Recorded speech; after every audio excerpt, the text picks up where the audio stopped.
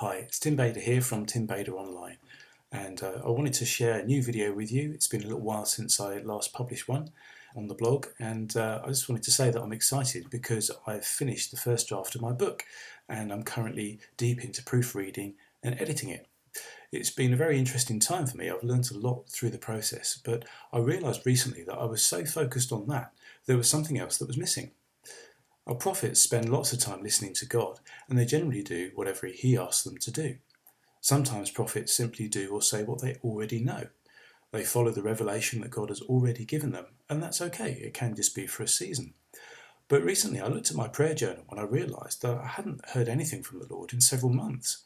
Now that hit me hard because I usually hear from God most weeks, if not most days.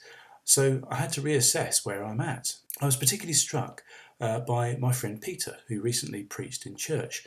And one of the things he said was this: we need to get out of our heads and into God's head. His main point was that we get stuck praying about me, myself, and I, and forget to pray about the things that are on God's heart. That spoke to me very much in my place of not hearing as much as I used to. We need to make a conscious choice and choose to ask God what He thinks and how He feels. I recently asked the Lord what was happening in UK politics, because that's where I live, and He told me that Liz Truss would become the Prime Minister.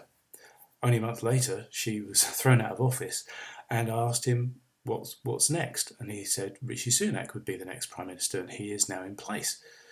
So it's exciting to be hearing from God again, but I'm still working on it. I've got my own opinions on those people, but I want to ask the Lord more questions about it. How does He feel about their policies? What does He think about them as a person? But beyond that, what does He want to do in the world around me? Where I'm going, how does He want to extend His kingdom? How does He feel about my work colleagues? How does He want me to influence them? And what about you? How often do you hear God's voice, and what do you do about it? Are you wrapped up in your world, or are you asking God what's on His heart? So I'll leave you with that challenge. Get out of your head and into God's head.